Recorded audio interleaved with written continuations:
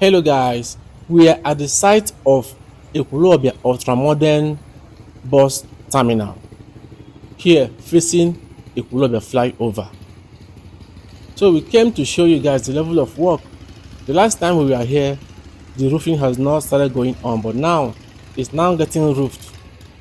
So let me show you guys around this facility and the level of work so far. This is good. It's a good job actually.